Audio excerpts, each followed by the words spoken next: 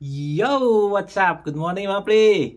Alright, kamusta? Kamusta na kayo dyan? No? Kamusta na yung mga pakiramdam nyo, mga kaisipan, mga sensation? No? Siguro may mga nagbago na sa inyo, no? So, ito na naman ako, no? Ang tagal ko mag-vlog sa buwan, no? Wala pa nung December, sobrang busy na hanggang sa ngayon, no? So, ngayon lang ulit ako nakagawa ng ano kasi isip ko parang tulog na tong YouTube ko, no? Sobrang bagsak na talaga pero try natin maibalik, no? Kasi about naman dun sa sahod, no? Kasi maliit lang naman ang ano dito, no? Parang every 2 months pa bago niya ma-reach yung pinaka goal, yung pinaka minimum niya is kailangan mo muna mag-earn ng mga views ganyan, no? So hindi na mahalaga yon kung tutusin, no? Kasi kung sino man yung talagang willing na matuto, no, willing na magkaroon ng mga kaalaman is nasa inyo na yan, kapatid, no. So maraming salamat nga pala dun sa mga bumati nung Pasko at bagong taon, no. Meron din nag-send sa akin nun pero shoutout sa inyo. hindi ko na ano yung pangalan no. Dalawa yata. So ayan, magandang pamasko yun, no. So yun, isipin nyo, Pasko pa yung pinag-uusapan yung sinasabi ko, no? Sobrang tagal na. Pero yun is nasa isip ko na yun. Hindi lang talaga ako makapaggawa ng mga ganito, no? So, yun, kamusta? Kamusta na nga pala kayo, no? Kamusta na yung mga buhay-buhay dyan, no? May mga nagbago na ba sa inyo? May mga bago na ba sa pakiramdam nyo o dumami lalo, no? Kasi minsan, itong mga ganitong nag-search kayo about sa mga topic na about sa anxieties. Minsan nagiging ano pa yan dagdag sa mga isipin nyo pa kasi isipin nyo, ay is ganito, bakit ganun yung ano niya, iba-iba yung ano, di ba? Ganun tayo naghahalo-halo na yung mga pumapasok sa utak natin no? Kaya sabi ko sa inyo, dapat isa lang. Kaya ako, Clairwix lang. Hindi yun kasi nandun na ako nakadikit Doon na nakadikit yung, kumbaga yung utak ko na yung approach ni Clairwix, yun na yun Kasi meron mga mga nagsasabi na, bakit ganito, iba yung kay iba talaga yun. Kasi, depende yun. Kasi, kailangan mo munang alamin yung pinagmulan nun. Gaya nung sa yung mga CBT, no? Iba-iba rin yun kasi na yun, therapy na yun Kumbaga, may gagawin ka na talaga, no? Hindi kaya dito kay Clairwix is understanding lang, no? Kailangan mo lang siya maintindihan kung ano talaga yun nangyayari sa'yo, no? Iba rin yung approach pagdating sa gamot, sa mga doktor, no? So, pero na rin to, no? Kumbaga, sa akin, itong ganitong approach na binibigay sa inyo is walang gamot, no? Hindi natin kailangan maggamot. Although, pwede naman. Basta prescribe ng doktor, tsaka lumapit talaga kayo doon, tsaka binigay talaga ng tamang ng dosage niya, mga binigay sa inyo. Hindi yung bigay-bigay lang, no? Kasi delikado rin yun no? Kaya sabi sa inyo noon about sa gamot, no, minsan may mga vlogger or may mga TikTok nagbibigay sila ng pangalan ng gamot, no. So para sa akin yun bawal yun, kasi ang taong gustong-gusto ng ganung gamot tapos wala silang pampa-check up, gusto lang nila nung gamot, kung ano yung gagawa ng paraan yan. So napoprostrate sila dahil sa ganun, no. So mahirap yun. Kailangan talaga galing sa doktor na ikaw nagpa-check up ka ng ganyan, no. Yun, napakalaga nun. So yun, ang haba ng aking intro, no. So ang topic natin, ito lagi ko naman sinasabi sa inyo yung mga paalala ko, no. Kasi kung mababalikan nyo yung mga vlog ko, yung mga paalala ko, no, is yun at yun pa rin yun. So bibigyan ko kayo ng mga konting paalala pa rin, no. Kasi ang recovery is isinasabay sa buhay natin yan Kung every time na makaramdam ka is alam mo na yung approach or alam mo na yung response doon sa mga nararamdaman mo, no? So yun, bigyan ko lang kayo ng mga ilan, no. So yan, intro.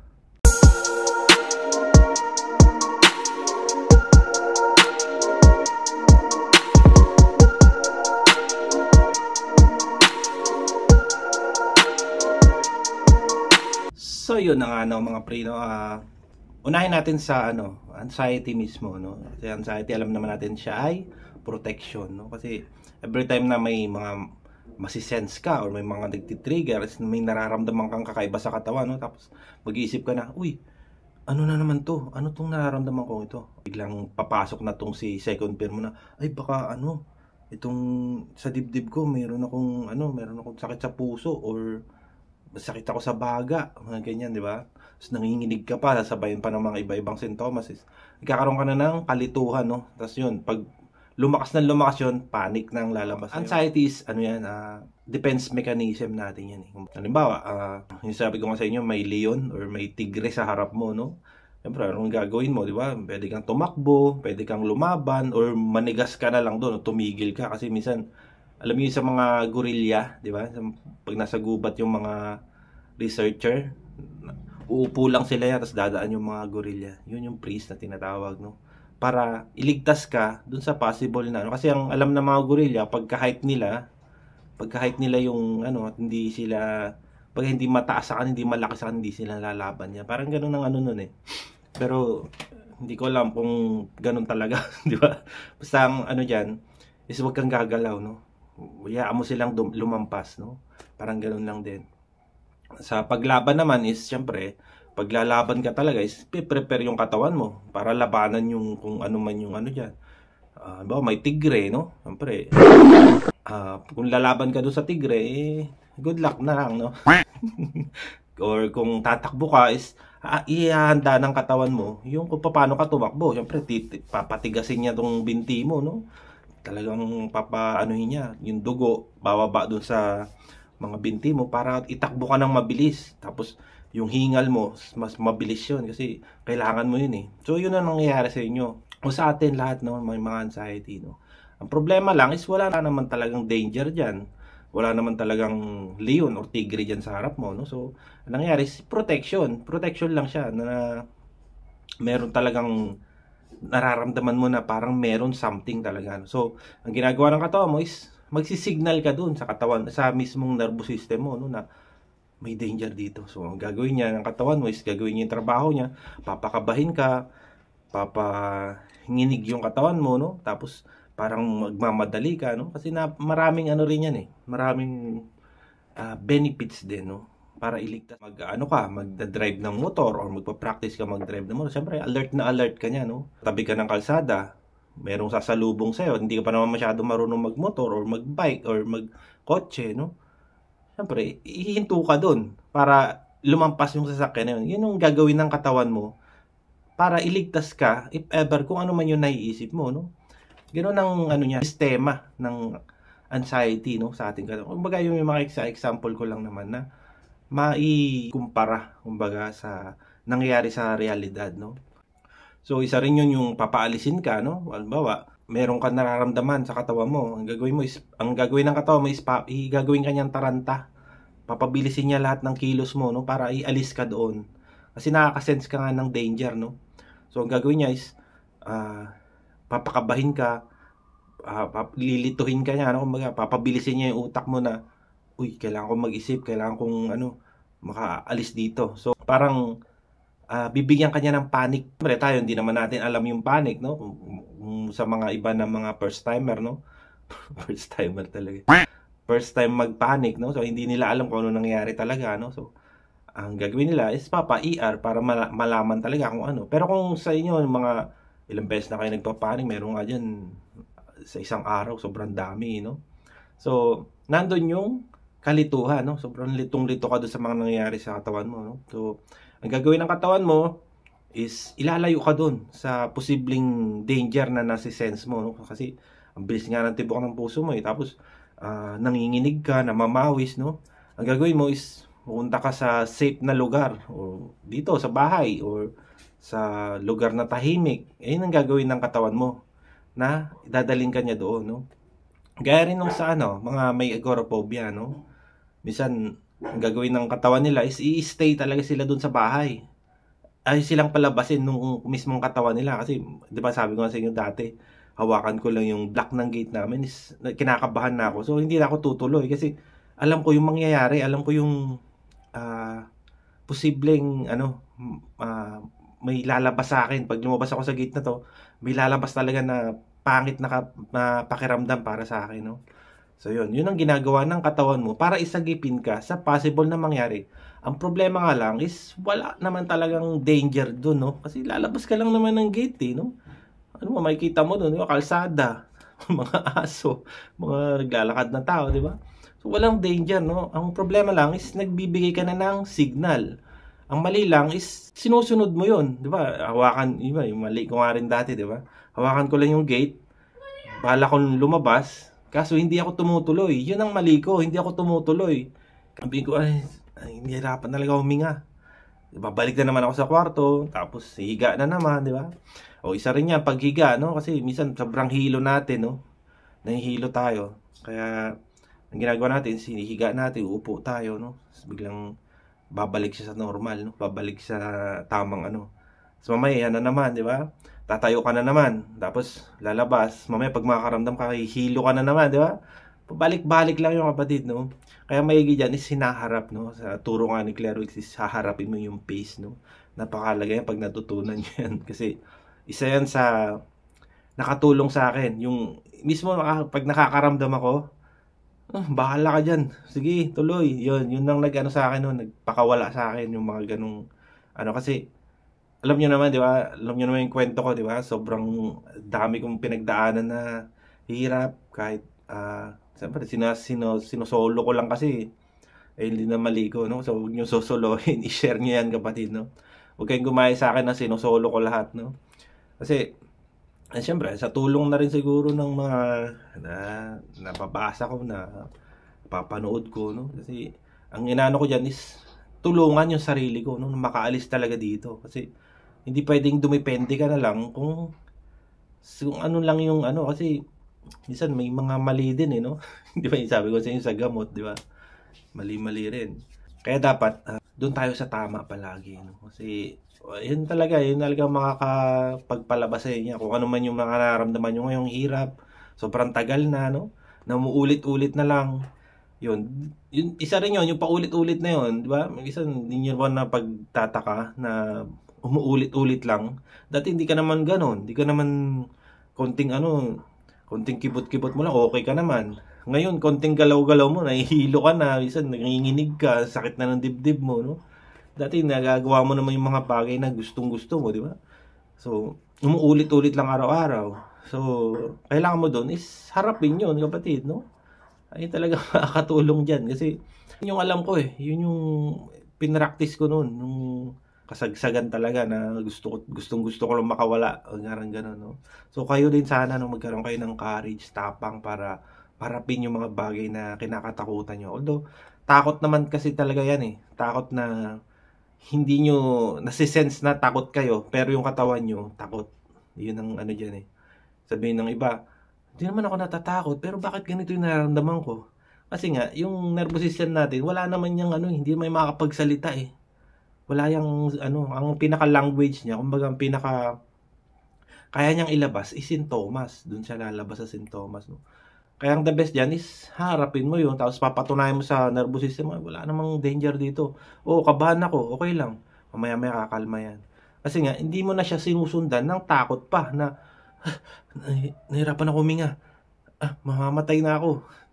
Di ba? Parang OA na yun kasi ilang beses mo na naramdaman yun, kapatid. Ilang beses nang umulit-ulit yan na ganun na nararamdaman mo. Wala naman nangyaring masama sa'yo, no? Kaya mahalaga din talaga yung may doktor na gumagabay sa'yo or nakapagpa-check up kayo na ganito talaga, meron kang problema sa nerve o sa may anxiety ka, ganyan, diba? So, yun ang mahalaga dun. So, sabi nga ni Claire Wicks is, hahayaan mo lang, no? Diba? Maghaharapin mo yung bagay na yun. Hayaan mo siya lumipas kasi adrenaline lang siya. Yun, i-start na yun ng recovery mo, kapatid, kapag pinapractice mo na yung ganun. Kasi sa ngayon, siguro, hirap ka pa talaga, no, na meron ka talaga nararamdaman na kakaiba na hindi ka sigurado. Ayun, yun ang medyo komplikado kasi sa sobrang dami mo nang pinapanood, dami nang gumugulo sa isip mo, no? Kasi yung utak mo pa, ang bilis, ang tulin mag-isip, no? Tapos sobrang takot ka ba na nararamdaman mo, no? Kapag na-practice mo na yung pagharap, na hindi ka na halos, nararamdaman mo siya, pero hindi yung takot dati na kagaya nung una na, di ba? Na konting uuwi ka na, tapos mapadala ka na naman sa ER, tapos kung sino-sino naman chat mo, kung ano-anong mga tools na ginagamit mo, no? Mga inhale, ganyan. Although sa una talaga, okay lang yun. Pero pag may alam ka na, natututo ka na, Tapos, sabi mo, marami na akong alam, tapos ganito pa rin ako. Kasi nga, nakadepende ka pa rin doon sa mga dati mong mga ginagawa, no? Kasi nagkaroon ka nga ng behavior, no? Na once na may lumabas, is automatic. Gagawa ka na ng paraan para mawala yun. Pag hindi ka na natatakot sa mga sintomas mo, no? Yan na yun. Yan ang recovery mo, kapatid, no? Kailangan mo lang na siyang practicein, no? Para magtuloy-tuloy. Para gumanda yung pakiramdam mo, no? Halimbawa, may plano kayong umalis. Napapangunahan ka na naman ng takot. Sumama ka, kapatid. Yun. Kumbaga, iaano mo siya. Hindi naman sa talagang lalabanan yung ganun eh. Kailangan mo lang siyang gawin para mapatunayan sa anxiety mo na wala. Gaya ko, no, ito, kwento ko sa inyo. First time ko umuwi ulit ng Zambales, no, sa mga friend ko sa Facebook, nakita siguro nila yan. First time ko umuwi ng Zambales, dalawa lang kami ng anak ko, no. Nung una, kinakabahan ako kasi first time ko ulit. Ilang taon na akong huling po umuwi doon. So, napapangunahan ako ng takot, no. Sabihin ko, ay, baka atakein ako dun sa magkaroon ako ng hindi siguro. So, yung tinuloy ko pa rin, no. So, yun, nakapag-enjoy ako doon, nakapagdagat kami, nakapagbukid, tapos dami kong mga nakikita ibang bagong lugar, no. So, yun, na-enjoy ko siya nang wala akong iniisip na although may lumalabas pagdating ng gabi, nung time na matutulog na, karamdam ako na nahirapan ako huminga. Pero wala. Kumbaga, hindi ako nagpatalo doon sa pakiramdam ko. Kumbaga, mas gusto ko mag-enjoy, mas gusto ko sulitin yung pagpunta ko dito, no. So yung anxiety ko, stop siya, tigil siya. Kumbaga, siguro sabihin niya, nag-i-enjoy yung tao, parang saka na muna ako. Diba? Parang gano'n eh. So ang ko lang doon is hinarap ko yun, yung gano'n na posibleng mangyari, posibleng iniisip ko na may mangyari sa akin. Pero wala kapatid, no. Nanalo ako doon sa gano'n na pag-iisip ko, no? So kayo din sana, no, kasi once na pinangunahan kayo ng takot or pinangunahan kayo ng mga kaba-kaba niya, mga iniisip niyo mga negative, no, wala talagang mangyayari, no. Kaya the best yan is haharapin niyo yun. Tsaka practice lang, no. Kasi sabi ko nga sa inyo, ako may nararamdaman pa rin naman ako eh. Bilang tao,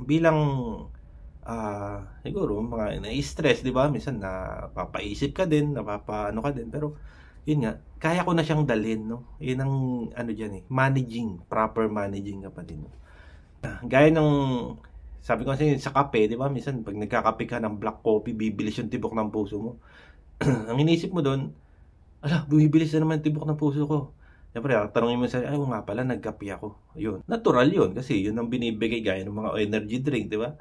Yun ang binibigay niya, papabilisin niya yung tibok ng puso mo para maging para mag-pump yung dugo mo, no, na maayos, no. So, magiging ganado ka. Yun, isa pa yun, no.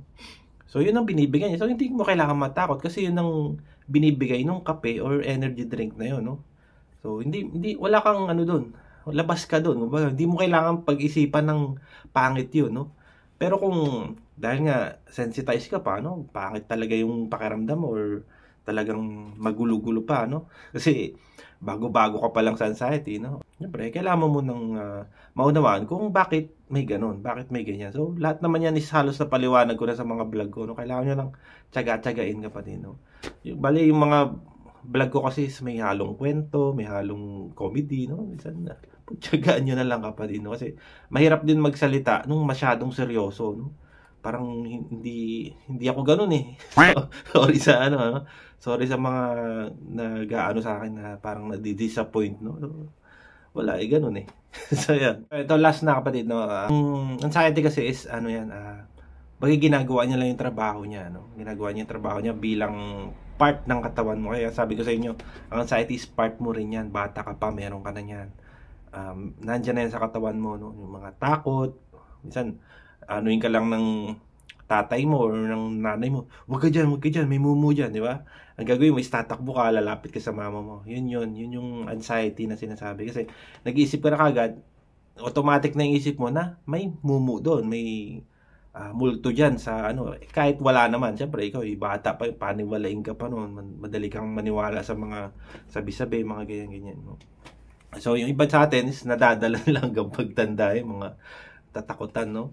Although ako din naman, minsan paglalo pag mga madidilim, no? Nakakaano din yan. Diba? Meron tayong something sa utak natin na ay baka mayroong ano, di ba?